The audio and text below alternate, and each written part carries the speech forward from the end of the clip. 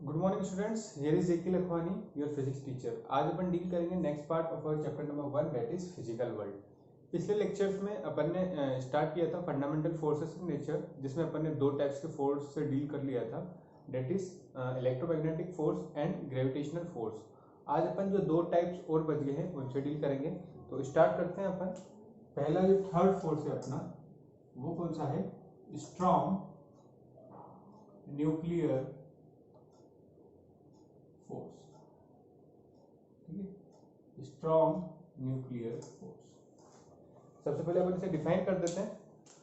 तो कैसे डिफाइन करते हैं इसे? The force that binds proton and neutrons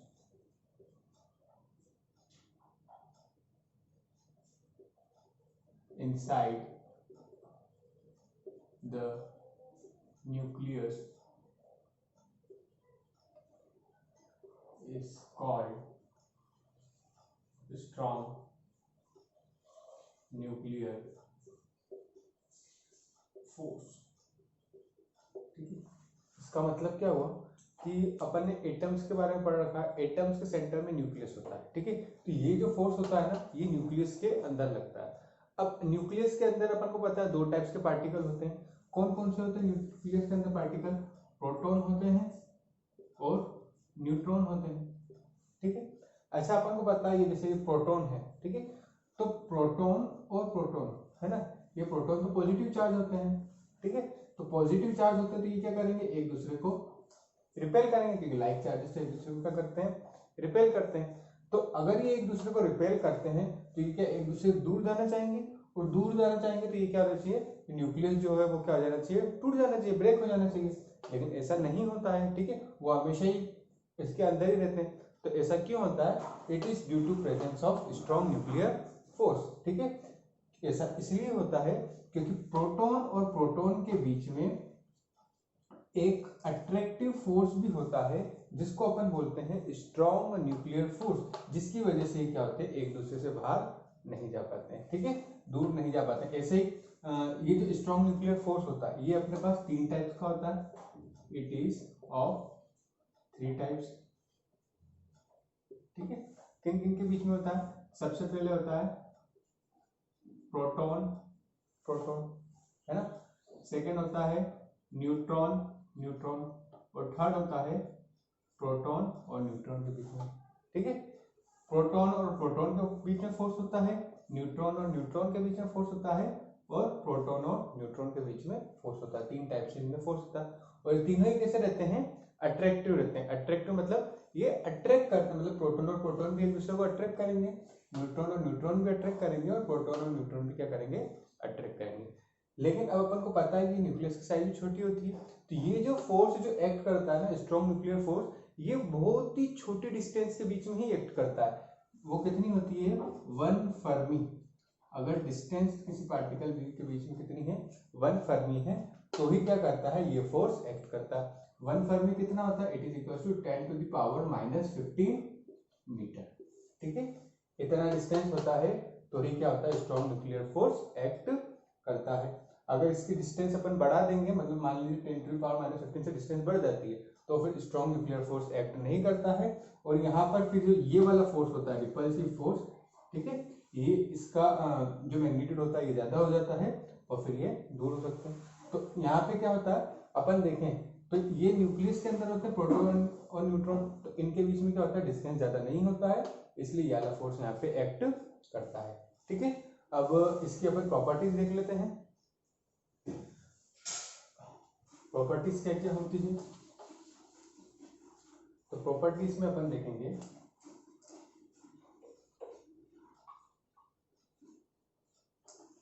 पहले तो ये ज्यादा दूर की डिस्टेंस पर नहीं होता। ठीक है, जैसे मान लीजिए ये न्यूट्रॉन है, सॉरी न्यूक्लियस है, तो न्यूक्लियस में प्रोटॉन भी है, न्यूट्रॉन भी है।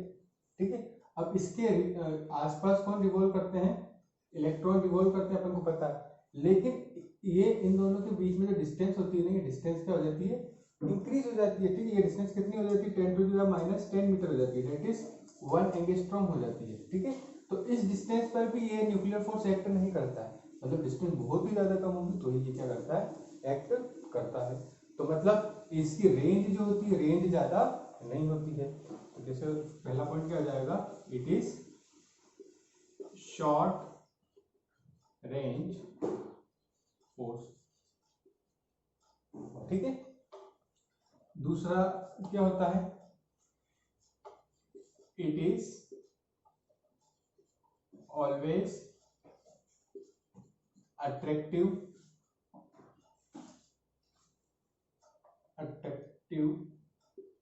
इन नेचर, ठीक है। ये कैसा होता है, अट्रैक्टिव होता है नेचर में। थर्ड बात करें, इट इज नॉट कंजर्वेटिव, ठीक है। ये जो होता है कंजर्वेटिव नहीं होता। कंजर्वेटिव का मैंने आपको कल भी बता दिया था कि इस फोर्स से ओवरकम करने के लिए जो वर्क किया जाएगा वो पाथ के ऊपर अगर डिपेंड नहीं करता है तो वो कंजर्वेटिव होता है, लेकिन ये जो होता है इसमें पाथ के ऊपर वो डिपेंड करता है, तो इसलिए नॉट कंजर्वेटिव है, नॉन कंजर्वेटिव है, ठीक है। और चौथा अपन देखें तो it is the strongest force in nature. ये स्ट्रॉन्ग नेचर का सबसे स्ट्रॉन्गेस्ट फोर्स होता है, हालांकि होता बहुत ही छोटे डिस्टेंस के लिए, शॉर्ट रेंज के लिए होता है, लेकिन होता कैसा है, स्ट्रॉन्गेस्ट फोर्स होता है, ठीक है। तो ये हो गया अपना स्ट्रॉन्ग न्यूक्लियर फोर्स। नेक्स्ट देखते हैं अपन, नेक्स्ट है अपने पास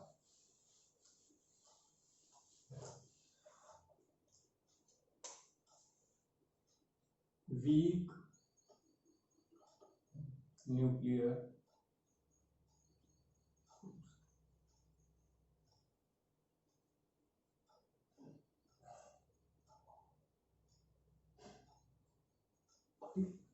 अब हालांकि ये वीक न्यूक्लियर फोर्स अपने 11th और 12th के सिलेबस में बिल्कुल भी नहीं है एक तरीके से, लेकिन एक छोटा सा टॉपिक दिया हुआ है तो अपन को इसकी सिर्फ डेफिनेशन वगैरह ही देखना है, ठीक है। The force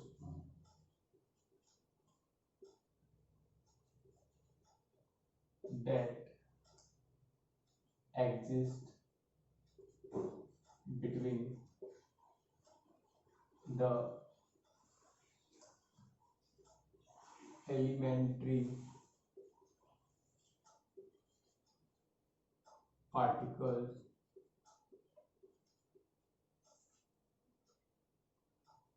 involved in nuclear process and having a short lifetime, ठीक है। और न्यूक्लियर प्रोसेस कौन सी बोल सकते हैं अपन, सच एज बीटा डीके, ठीक है। अब वो फोर्स जो एलिमेंट्री पार्टिकल्स के बीच में एग्जिस्ट करता है, एलिमेंट्री पार्टिकल मतलब जो न्यूक्लियर प्रोसेस होती है, जैसे अपन बीटा डीके वगैरह की बात करें, हालांकि ये चीज आपने कभी पढ़ी नहीं है तो अपन को अभी सिर्फ इसकी डेफिनेशन ही पढ़ना है क्योंकि ये अपने कोर्स में नहीं है। तो and having a short life time, ठीक है। तो ये क्या होता है, वीक न्यूक्लियर फोर्स, ठीक है। अब अपने जो एटम्स होते हैं ना उसमें अपन ने पार्टिकल्स तो पढ़े, अब ये फोर्स किनके बीच में लगता है, जैसे अपने न्यूट्रिनो हो गए, एंटी न्यूट्रिनो पार्टिकल्स हो गए, उनके बीच में ये फोर्स लगता है, ठीक है। हालांकि इतना ज्यादा ये इंपॉर्टेंट नहीं है, ठीक है। अब इसकी एक दो प्रॉपर्टीज देख लेते हैं अपन।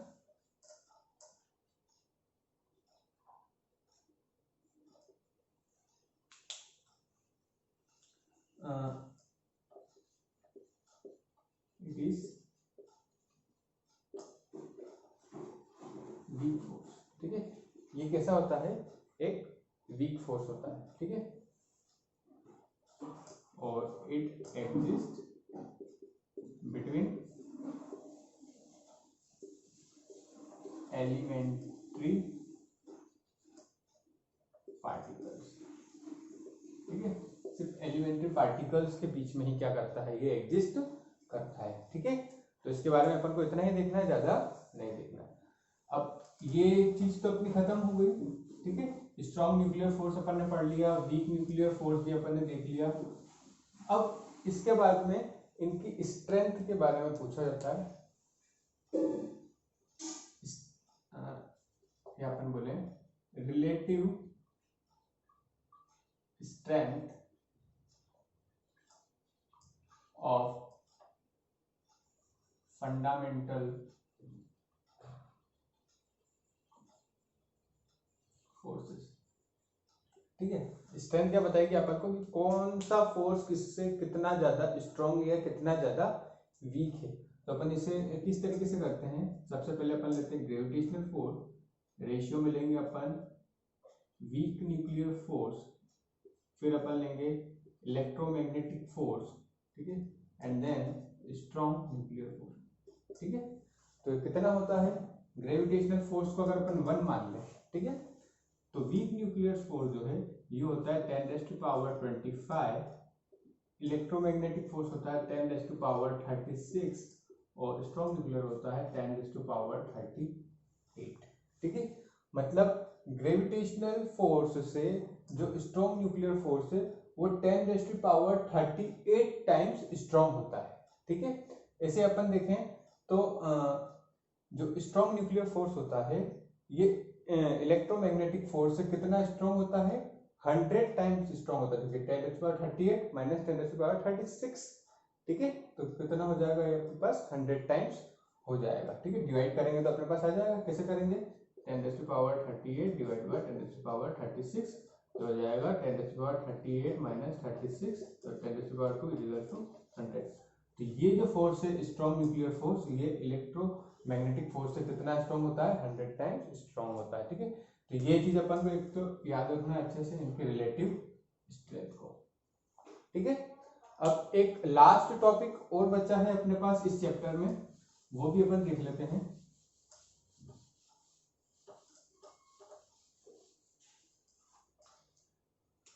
वो है nature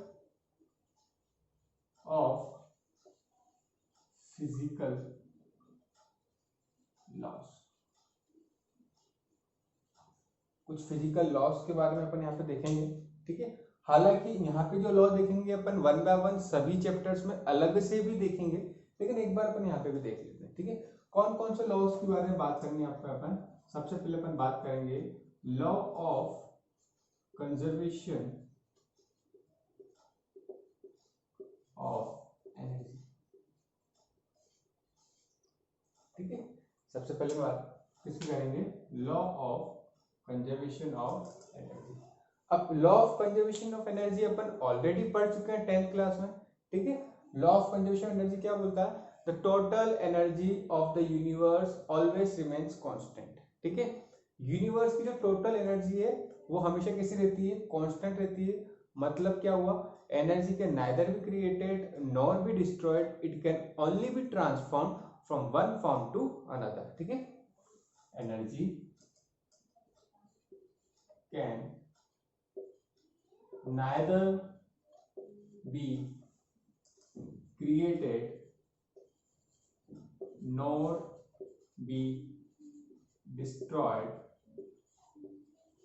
it can only be transformed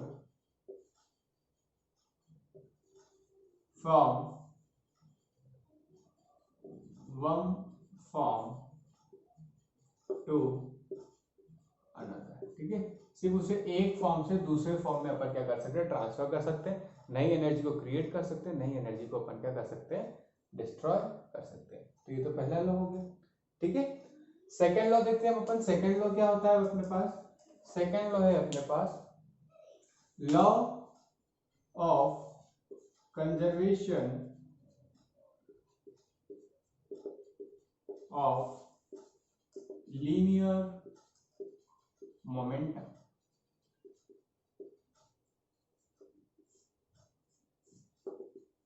ठीक है,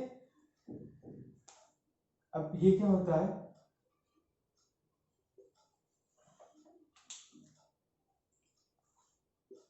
in the absence of an external force, the total momentum of the system remains conserved.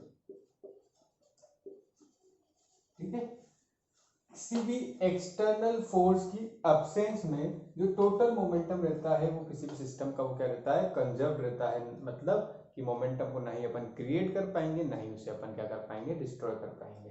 ठीक है, in the presence of in the absence of external force. Momentum क्या होता है, 9th class में आपने पढ़ा है, momentum is equal to product of mass and velocity. ठीक है, तो ये जो होता है ना, ये क्वांटिटी क्या होती है, हमेशा कंजर्व्ड होती है। ठीक है, तो ये अपना सेकंड लॉ हो गया। थर्ड देखते हैं हम अपन क्या है।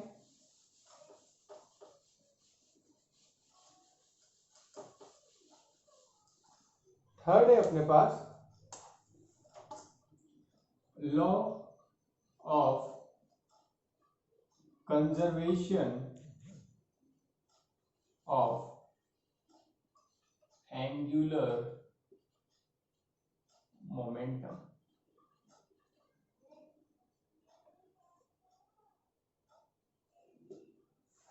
ठीक है, अभी लीनियर मोमेंटम पढ़ा था पिछले वाले में, अब कौन सा है, angular momentum.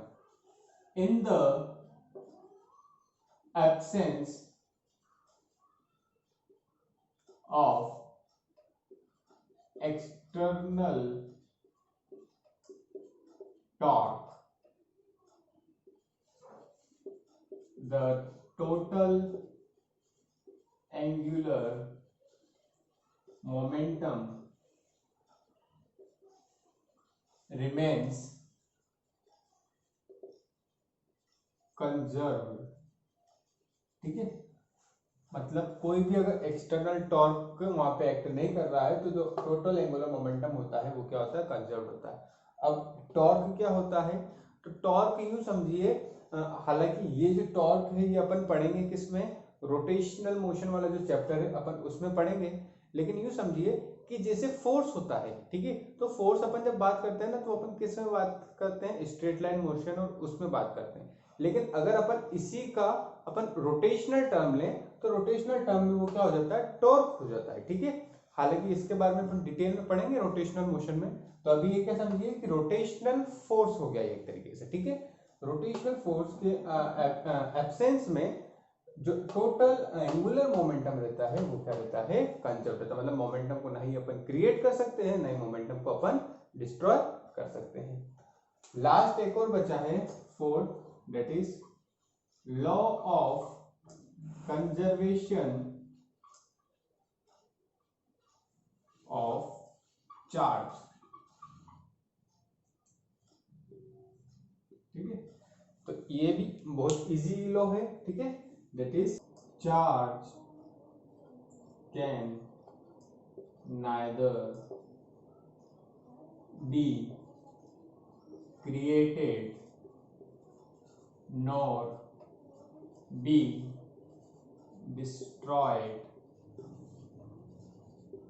it can only be transferred from one body to another। ठीक है, तो चार्ज को क्या है, अपन ना ही क्रिएट कर सकते हैं ना ही अपन उसे क्या कर सकते हैं, डिस्ट्रॉय कर सकते हैं। उसे सिर्फ अपन एक बॉडी से दूसरी बॉडी में क्या कर सकते हैं, ट्रांसफर कर सकते हैं। ठीक है, तो इस तरीके से अपन ने अपना जो नेचर ऑफ फिजिकल लॉज था इस वाले टॉपिक को भी क्या कर दिया, अपन ने फिनिश कर दिया। 4 टाइप्स के लॉज देखे अपन ने इसमें, law of conservation of energy, law of conservation of linear momentum, law of conservation of angular momentum and finally अपन ने देखा law of conservation of charge. ठीक है, तो ये अपना ये नेचर ऑफ फिजिकल लॉ से यहाँ पे फिनिश हो गया। इसके अलावा अपन ने fundamental of forces in nature वाला जो टॉपिक था उसमें अपने जो 2 फोर्स बचे हुए थे वो भी अपन ने आज से करके फिनिश कर दिया। स्ट्रेंथ ऑफ फंडामेंटल फोर्सेस भी अपन ने देखा। तो इस तरीके से ये जो अपना चैप्टर है, ये चैप्टर अब अपना क्या हो गया है, एंड हो चुका है। ठीक है, चैप्टर ये क्या हो गया, फिनिश हो चुका है। ठीक है, अब जो आने वाले लेक्चर्स होंगे, ठीक है, उसमें अगर आपको इसमें कोई भी डाउट होता है, इस चैप्टर में अगर आपको कुछ भी डाउट है तो मुझे नीचे कमेंट सेक्शन में जरूर बताएं, तो मैं आने वाले वीडियोस में आपके वो डाउट जो होंगे वो मैं क्लियर कर दूंगा। इसके अलावा फिर अब उसके बाद जो आने वाले लेक्चर्स होंगे उसमें अपन अपना जो चैप्टर नंबर 2 है, that is units and measurement, वो अपन स्टार्ट करेंगे, जहां से आपको जो अपना फिजिक्स है उसका अब रियल टेस्ट आने लग जाएगा। ठीक है, कि फिजिक्स अपन किस तरीके से पढ़ने वाले हैं वो आपको पता चल जाएगा। आज के लिए इतना ही, थैंक यू।